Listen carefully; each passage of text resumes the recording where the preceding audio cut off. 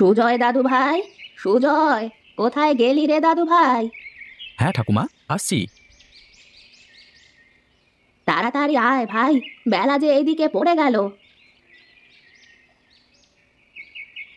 তোমরাই তো দেরি করে এলে, আমি তো কখন থেকে অপেক্ষা করছি। ধর ধর, তাড়াতাড়ি পিঠাগুলো নিয়ে তোর পিসির বাড়িতে যা।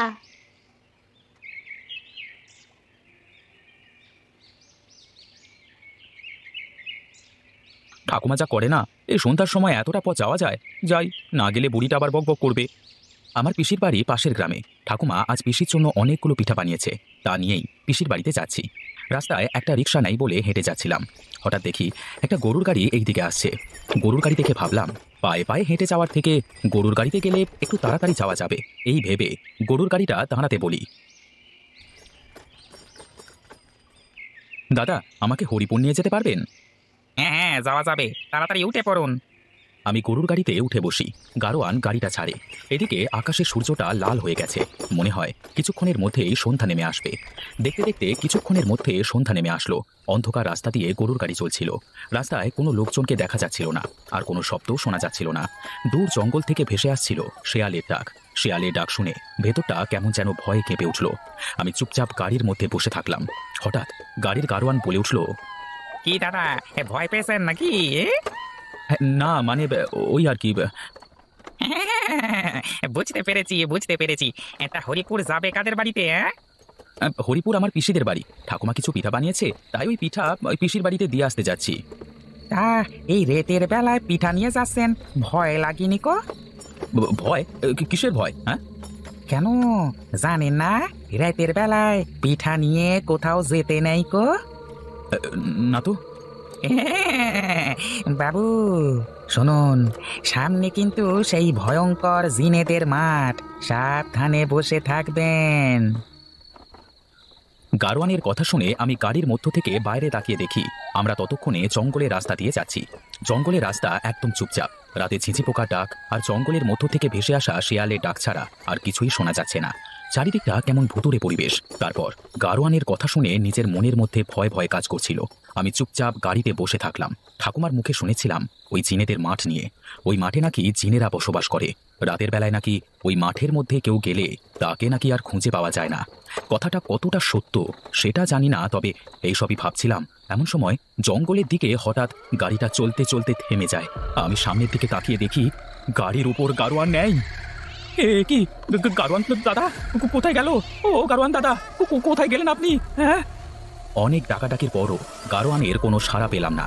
আমি গাড়ি থেকে নেমে আশেপাশে তাকিয়ে দেখি একটা মাঠের মধ্যে আমি দাঁড়িয়ে আছি। এ কি, এটা তো মাঠ। তাহলে এটাই কি সেই?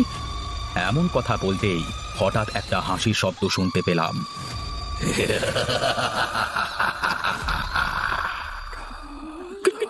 কে হাসছে এমন করে? কে? কিরে, পিঠা নিয়ে কোথায় যাচ্ছিস? কে কে আপনি? আর এইভাবে হাসছেন কেন? গাড়োয়ান দাদা, ও গাড়োয়ান দাদা। আমি কে?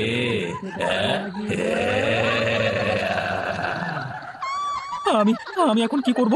কোথায় যাব আমি? হ্যাঁ, আমি কি করব কিছুই বুঝে উঠতে পারছিলাম না। আমি দৌড়াতে শুরু করি। আমি দৌড়াচ্ছিলাম আর তখন মনে হচ্ছিল আমার পেছু পেছু কেউ যেন আসছে। আমি পেছনে না তাকিয়ে সামনের দিকে দৌড়াতে থাকি। দৌড়াতে দৌড়াতে পিসির বাড়িতে চলে আসি। পিসি, ও পিসি, দরজা খোলো, দরজা খোলো পিসি, মেরে ফেললো আমাকে, দরজা খোলো। আরে বাবা সুজয়, তুই এই সময়? আমি কোনো কথা না বলে ঘরের মধ্যে ঢুকে বিছানায় গিয়ে বসি। সুজয় বাবা, তুই এইভাবে হাঁপাচ্ছিস কেন? কি হয়েছে তোর বাবা? পিসি, পিসি, আগে আমাকে জল দাও, তো তারপর তারপর সবটা বলছি। পিসি আমার জন্য জল নিয়ে আসে। আমি পিসির হাত থেকে জলের পাত্রটা নিয়ে একেবারে পাত্রে থাকা সবটুকু জল খেয়ে নিই। তারপর বলি, পিসি, পিসি, জিন, জিন। কি বলছিস বাবা? জিন?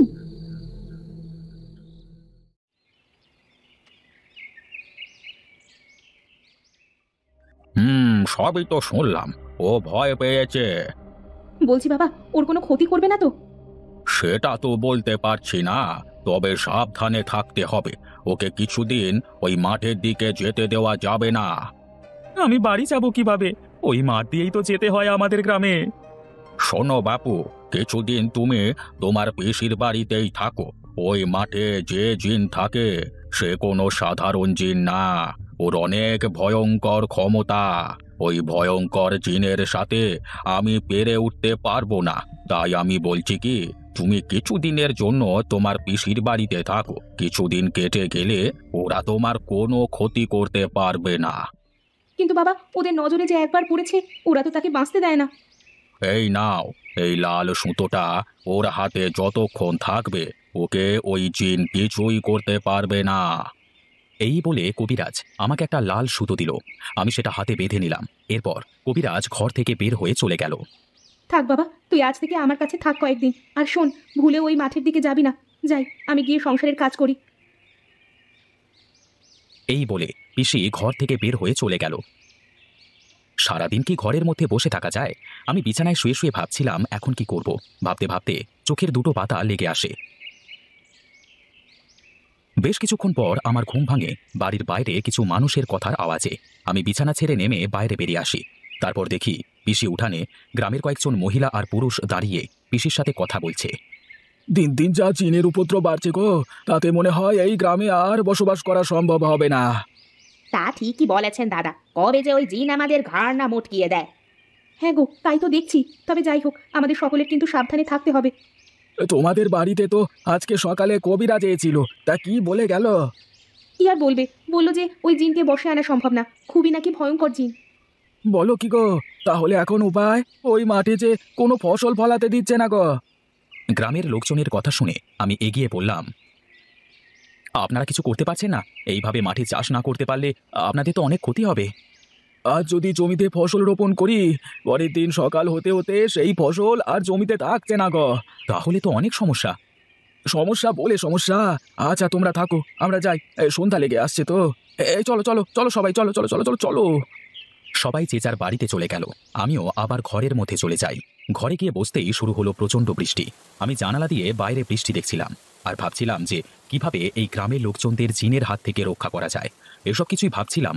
দেখতে দেখতে চারপাশটা অন্ধকার হয়ে যায়। এমন সময় দরজায় কড়া নাড়বার শব্দ পেলাম। সুজয় দাদু ভাই। মনে হচ্ছিল ঠাকুমা আমাকে ডাকছে দরজার ওপাশ থেকে। আমি দরজার কাছে গিয়ে দরজা খুলে দেখি দরজার পাশে কেউ নেই। এ কি? মনে হলো ঠাকুমা আমাকে ডাকছিল, কিন্তু এখানে তো কাউকেই দেখছি না। মনে হয় আমি ভুল শুনেছি। এই ভেবে আমি দরজাটা বন্ধ করতেই যাব, এমন সময় দূরে কাউকে দাঁড়িয়ে থাকতে দেখলাম। আকাশে বিদ্যুৎ চমকানোর আলোয় পরিষ্কার দেখতে পাই ঠাকুমা বৃষ্টির মধ্যে হাঁটতে হাঁটতে চলে যাচ্ছে। এ কি? ঠাকুমা এখানে কখন আসলো আর এই বৃষ্টির মধ্যে কোথায় যাচ্ছে? সুজয় দাদু ভাই, আয় আয় এদিকে। আমি ঠাকুমার ডাক শুনে কেমন যেন হয়ে গেলাম। আমার কথা বলবার শক্তি হারিয়ে গেল।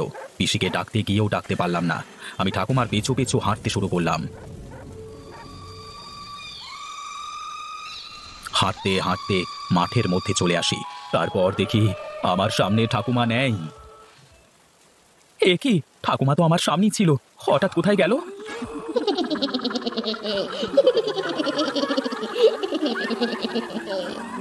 হঠাৎ একটা মেয়ের হাসির শব্দ পেলাম। হাসির শব্দ পাওয়ার সাথে সাথে আমি পেছন ফিরে তাকাই। তারপর যা দেখলাম সেটা দেখে যেন আমি বিশ্বাস করতে পারছিলাম না। আমার পেছনে থাকা গাছের ডালটাতে দুজন বসে আছে। একজন সাদা শাড়ি পরা একটা মেয়ে আর একটা লোক সাদা কাপড় পরে, কিন্তু চেহারাটা ঠিক বোঝা যাচ্ছিল না। ওখানে ওখানে কে কে আছেন? ওখানে কে?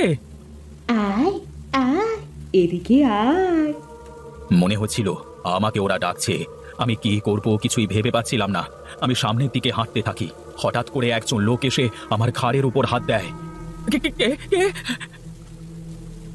আমি পেছনে ঘুরতেই দেখি একটা বৃদ্ধ লোক দাঁড়িয়ে আছে। কে আপনি? ওদের কাছে যেও না, ওরা তোমাকে বাঁচতে দেবে না। কিন্তু কিন্তু আপনি? আমার সাথে চলো, আমি তোমায় সব কিছু বলছি। আমি কোনো কিছু না ভেবে বৃদ্ধ লোকটার সাথে হাঁটতে শুরু করলাম। তখনই পেছন থেকে কান্নার আওয়াজ পেলাম। আমি থমকে দাঁড়ালাম। পেছনে ঘুরে দেখো না, ওরা তোমাকে বশ করবার চেষ্টা করছে। তুমি পেছনে তাকালেই ওদের বশে চলে যাবে। চলো আমার সাথে। আমি আবার হাঁটতে শুরু করি। কিছু দূর হাঁটবার পর আবার শুনতে পাই আমার নাম ধরে ঠাকুমা ডাকছে আর বলছে, সুজয় দাদু ভাই, ওর সাথে যাস না দাদু ভাই, ও তোকে ধোকা দিবে। ও তোমার ঠাকুমা না, ও হলো একটা আত্মা। আমি বৃদ্ধর কথা মতো পেছনে না তাকিয়ে সামনের দিকে হাঁটতে থাকি। হাঁটতে হাঁটতে একটা বড় গাছের নিচে এসে বৃদ্ধ লোকটা দাঁড়িয়ে পড়ে। তুমি এখন চলে যেতে পারো, তোমার কোনো ভয় নেই, ওরা তোমার এখন আর কোনো ক্ষতি করতে পারবে না। কিন্তু কিন্তু আপনি কে, আর ওদের সাথে আপনার কি সম্পর্ক? যাদের তুমি গাছের ডালে বসে থাকতে দেখলে, ওরা হলো স্বামী স্ত্রী। কানাই আর মিনতি এই গ্রামেই বসবাস করত।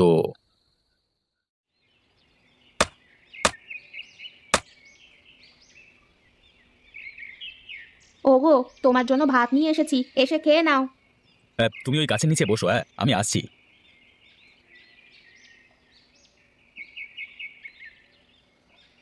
তা আজকে কি রান্না করছো?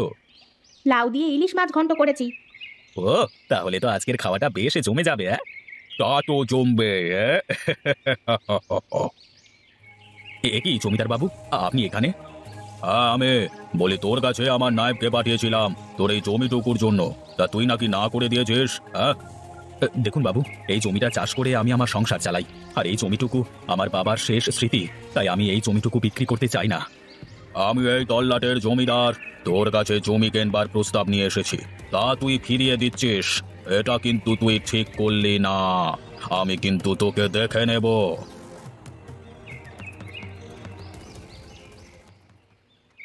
ওগো, এখন কি হবে? জমিদার তো ভালা মানুষ না। যা হবে দেখা যাবে, ওপরওয়ালা যা কপালে রেখেছে তাই তো হবে। চলো বাড়িতে যাই, আজ আর কাজ করব না।